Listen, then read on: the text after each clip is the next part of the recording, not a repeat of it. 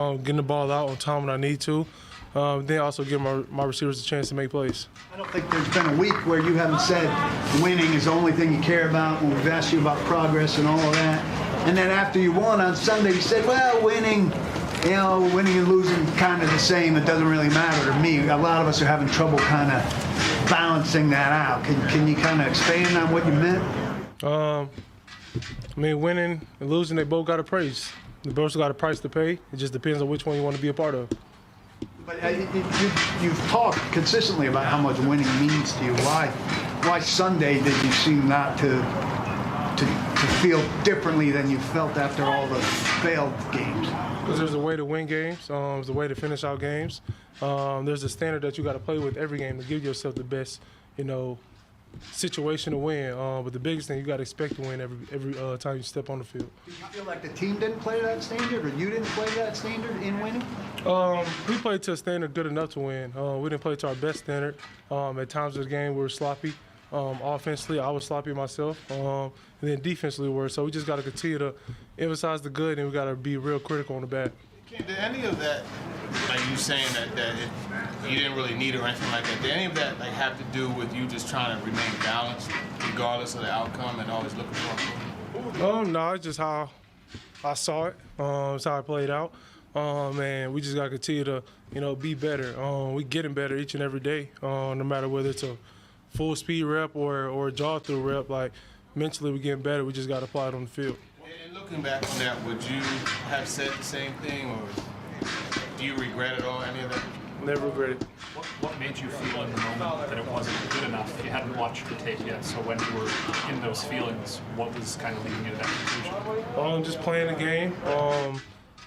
Looking at the iPad during the game, you see just little things that, I got to be better on than just us as a whole on offense. And especially in the fourth quarter, it just wasn't, our best, ability of football from everybody. That's just what we got to continue to build on and get better at. What do you see sort of your one or two aspects of your game that you like most right now? Tell me about your game. I think just the willingness to stay in the pocket and win the pocket. That's something that I continue got to grow on. And then I think just, I'm getting better just operation in and out of huddle. And then I just think we got to continue to, get better, continue to do stuff that, we're good at, as receiver core and a quarterback, and do stuff that we're all comfortable with. You say, like Corey said this morning, that he's worked a lot with you in the footwork and he's seen you change a little bit, even in the past several weeks. What have you noticed on the footwork front and what impact does it have, do you think, on your game? Just getting real better, more cleaner, getting the ball out faster, then better accuracy. You seem to show pretty even-keeled demeanor, especially when you talk with us and all. But then when we're talking about the mistakes and how things have to be better on your part, do you beat yourself up at times mentally over mistakes that you made in the game? Yeah. If you want to be a good player, you can't be satisfied with doing bad things. You got to be, want to be able to be a great player each and every play.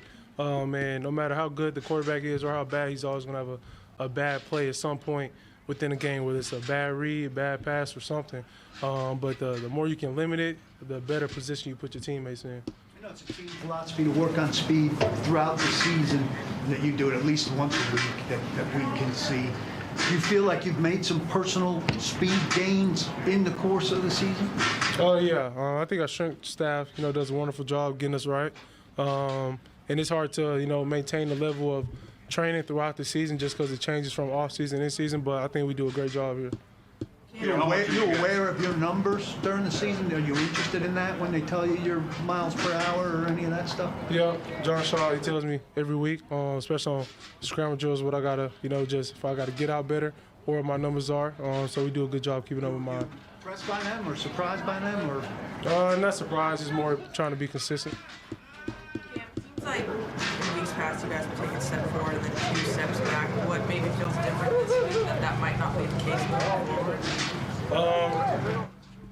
It's really more just about trying to take steps forward. And I think just the more, if you take a step forward and you go backward, you really stay in the same spot. So, our goal this week is to win a game, try to get on a little win streak. So the more we win, I think the more steps we'll take forward. To that point, it's been since 2022 since the Titans have won back-to-back games. Obviously, that predates you, but what kind of stands out about San Francisco's game planning for that? I think real, commutative on the defense side of the ball. I think the past couple 5 games, those guys, they really started to play better, knowing each other better, especially with the injuries, that they had. And I think they just do a good job of just rallying.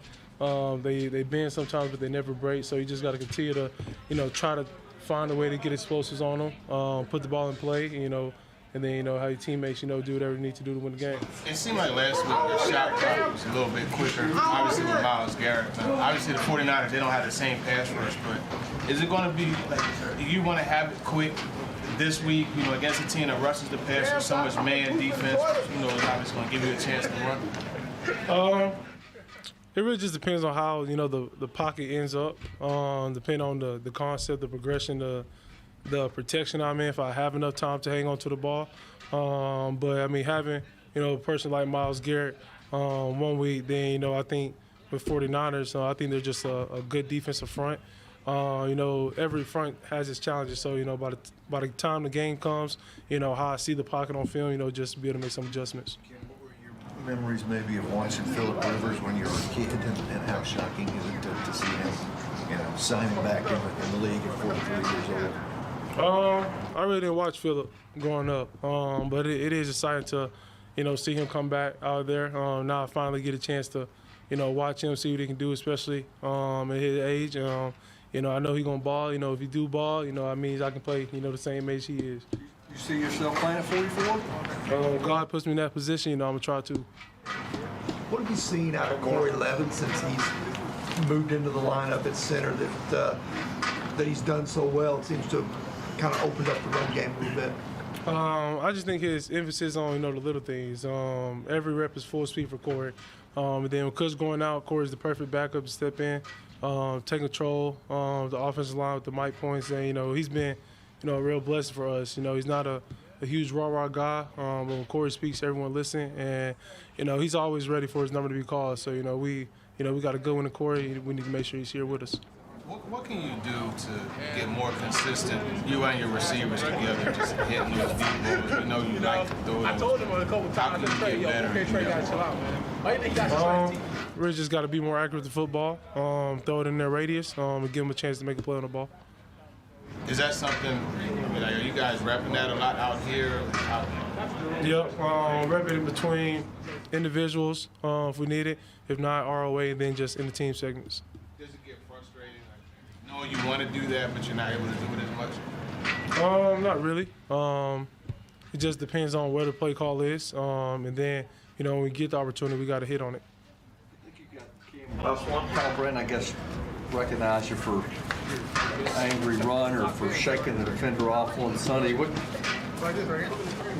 was that play like in your mind as kind of all played out? Did anybody kind of brought that to your attention? You throwing the defender off of you? Just try not to take a sack on, a moving play. Just stay above the sticks.